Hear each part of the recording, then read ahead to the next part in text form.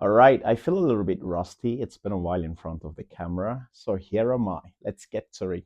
So the time spent between idea and execution is usually the very tiny frame where a lot of people miss out on so many things. Between the time when you have the so-called amazing idea and when you get to carry out, steps or actions required in order to execute this thing and make it a thing, where it translates from just a picture in your mind to something that exists that people can relate to, touch or feel or gets to hear about. Is usually a time where people spend, like trying to perfect this idea, which they lose out in the long run on so many things. If you don't use it, you will lose it.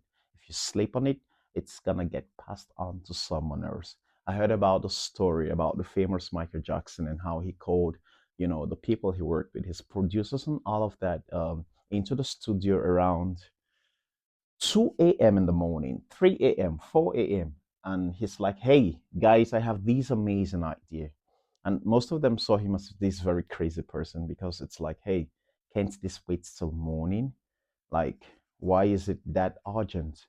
And he always emphasized on the fact that if he doesn't, carry out the actions to execute that idea, someone else might just have that idea, or he might just probably forget about it. Which leads me to this point: if you sleep on this idea, you would lose it. If you don't use it, you would lose it. You sleep on it, someone else is going to get this idea. So the time between your idea and executing this idea, try to reduce the time frame.